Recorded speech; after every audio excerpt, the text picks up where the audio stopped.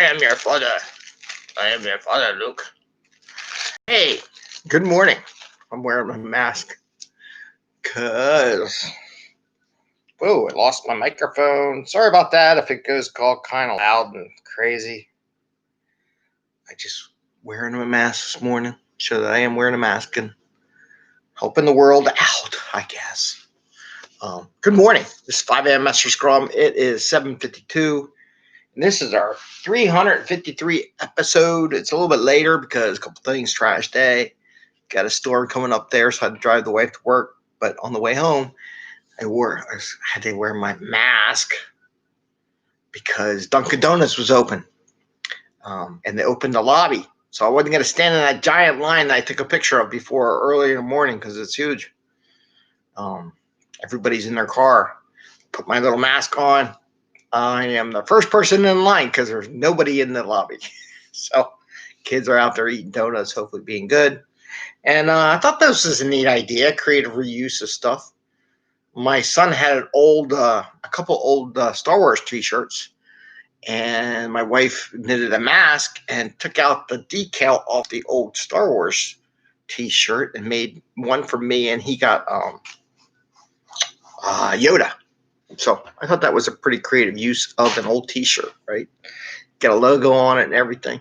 So anyway, I am Greg Mester, Scrum Master and Agile Coach, and we're here to talk about Scrum and Agile, not about t-shirts nor Dunkin' Donuts, but it was really nice. It was good to get a Dunkin' Donut. Now I'm all sugared up. Okay. So we got a couple things we're going to talk about today. One, missing information in a story. 2, we're going to talk about 3 agreements that I think are key. And then we're going to do the infamous fortune cookie, right? Okay. So, what do you do? You know, you're in sprint planning. You're in sprint planning and a story's missing some information, but they want you to do the work. Because that's probably the best way to do it. So let's say you're missing some information, drawings, images, data, whatever. The way working with teams that are successful when they don't get that, usually they have it before they get there, but sometimes it happens. And, we don't want to be total jerks to the business and say, no, you can't do it because you didn't get enough information, so we ain't taking it because we're just doing blah, blah, blah. Right? So what do? So you work out a deal. You haggle with them. But one of the parts of the deal is that, okay, we're going to take the story in. We're missing one piece of information. I think we got enough information to know generally how much work it's going to do without the specifics like the pixel perfect or whatever you all want us to do. We can't give you without that information, but we can estimate how much work it's going to take to do it. So we can do that. We can take it in. Then what you do is you put a task under the story and assign that task to the person who's supposed to give you that information. So when the story is blocked during the sprint, guess whose name is at the block list? The person who's supposed to get you the information. So if your manager, what's the story, or the person who gave it says, well, we're blocked because you haven't finished your task yet. And that person who actually needs to bring that, see, this is where you can bring people in and they can participate in Daily Scrum. They should themselves move the story across the board. Don't do it for them. If it doesn't move, it doesn't move. Don't touch that sticker. Do not touch that task. Do not touch that story until they provide you the information that you need. I mean, unless there's some stuff, but if you really don't have the details, I don't know what you're going to do. I got a Bubbles cat. She thought we were all driving off today and leaving her. And she's not happy. She's just crazy. Anyway, so that's what I do. I usually suggest, hey, we'll make it a task. We'll assign it to the person who's bringing it, the product owner, BA, maybe an architect, somebody like that that says, hey, we need this stuff. You assign to them. They agree to it, and then you're going to bring it in. And the longer it sits there, the more at risk it goes, and then you just display it. But it's there for everybody to see, right? So that's how you handle stuff when it's not there. You negotiate, and you make them accountable for doing what they need to do, right? They didn't say, well, you accepted it. Your name is big letters on that task thing on the wall over there, and it's your fault. So, and you're like, Greg, one of the beauties of Scrum is that, yeah, you kind of call people out because they took on the task and it wasn't assigned to them, which is a very big clarity difference. And one day I will talk about that a little bit because I see that a lot. They took it on for them. They agreed individually as a person to take on that role. It wasn't forced upon them. So it wasn't like a dictatorship or anything like that. It said, you wanted us to do it. We said we needed this data. You said you'd get the data for us. And without the data, we don't do it. Simple. Okay. So 3 agreements, because I was coaching someone the other day. And I think, and then there was a post up the other day. It was funny. It's like, when am I going to talk about it? Because I brought this up a while ago. And I liked the post in LinkedIn last night. Where do we find our likes there? Bubbles, our activities, right? Go view profile. Oh, all my activities. I like this video. All activity. I was liking a lot of things. A lot of people got certs lately. It's cool. Goria, yeah, from Agile Quick Tips. You see him? Yeah. So he was funny. He brought it up, and I thought the timing was interesting because I'm like, what did I write in my book? And I had from a previous thing, and I had written down the 3 agreements. And he talks about the working agreements. And I want to talk about what those 3 working agreements are. These are the key working agreements to making success for any team. And I don't think it matters what they do, what they build, what they deliver. So I'll put at the top the team working agreement.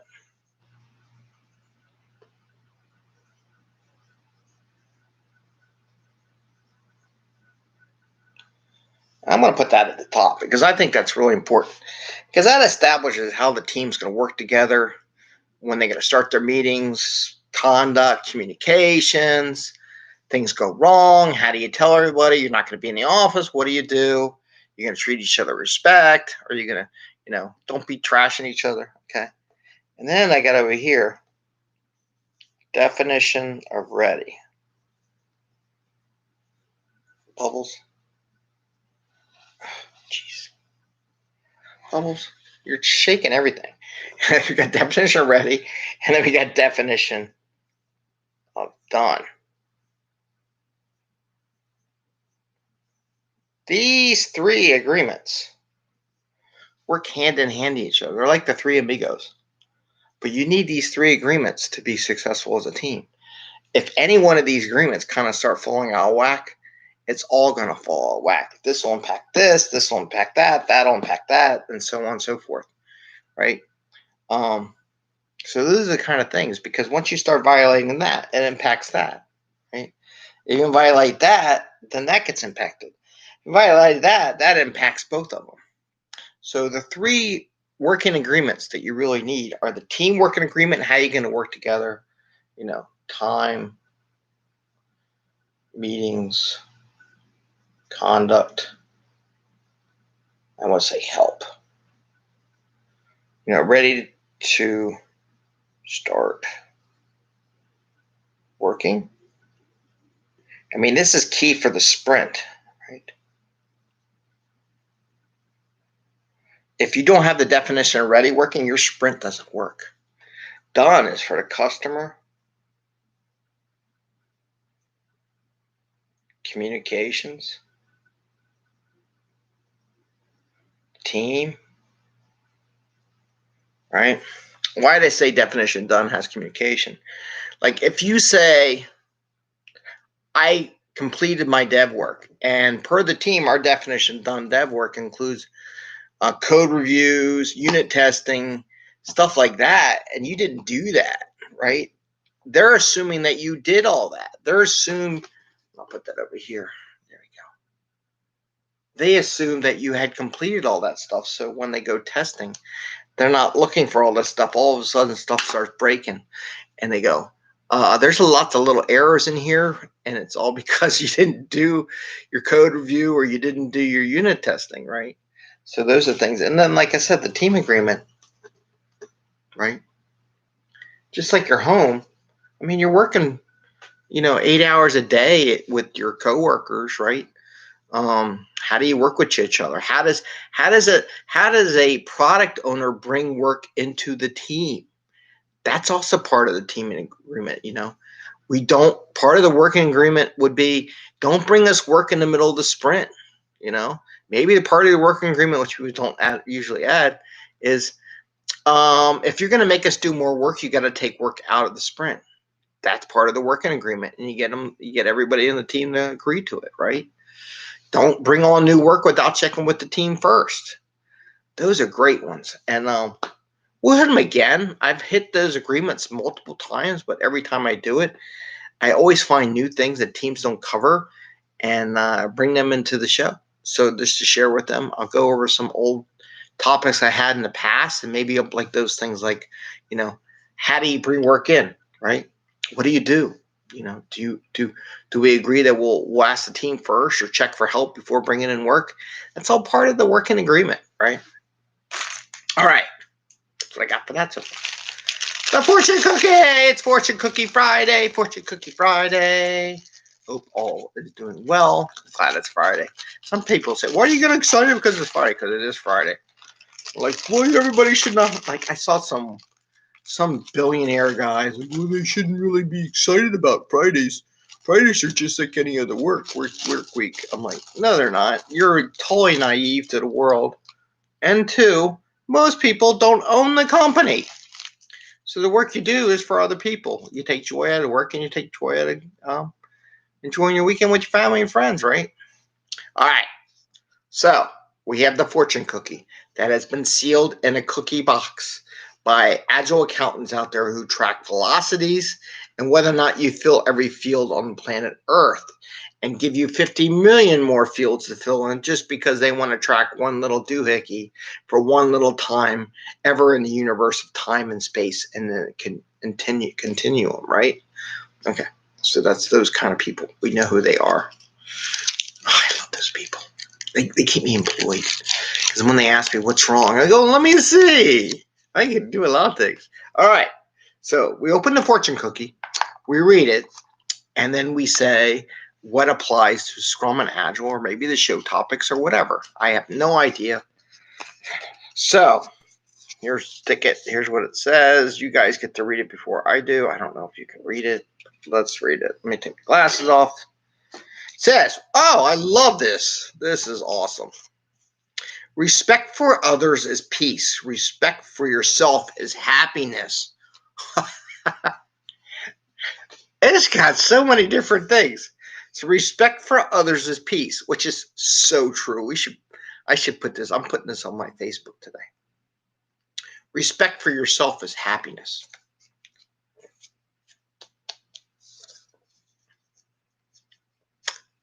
We always say, I commented on a LinkedIn post the other day when they talk about coaches become personal coaches. Like, there's only two things I say from a personal coaching perspective in this world. I don't get into the whole personal coaching thing. The two questions I ask you: one, do you really want to work 68 hours a week?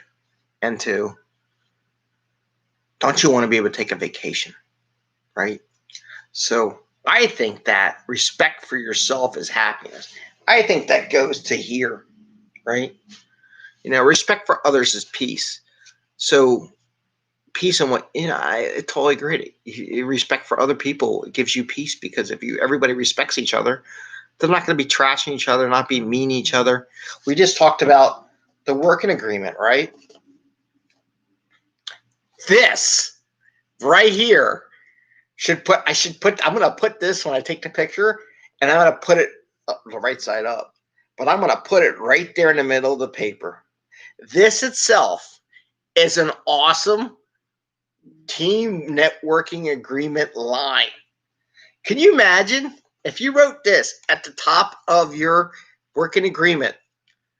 Respect for others is peace. Respect for yourself is happiness. This is a heck of a line. I love this. This is really good. Put this at the top of your working agreement. And I'll write it down and I'll post it and everything so everybody will have it so you can copy and paste it and do whatever you want. But that is the top of your working agreement. That goes to respect. Respecting for others is peace. That's one of the things you usually write in your team agreement. Respect for yourself is happiness. That's also part of the working agreement. You know, I want to respect myself. I want to be happy. I don't want to be a blah, like beat me down like a steel pipe and all that kind of stuff, right? Let's see. Oh, there we go. Oh, the cat's watching, huh? Hi, good morning. Good morning, Olivia. I'll tell the kids you're up. Isabel's up if you want to text her. Anyway, I love this one. This is awesome. This fits right here. So that's cool. All right. We're done. Show's over. We're at 15:59 mark. We're a minute over time. So have a great day. Ring the bell if you like the show. Comment. Thank yous. And thank you all for participating. And you have an awesome Friday. Enjoy your day. Bye. See ya. See ya.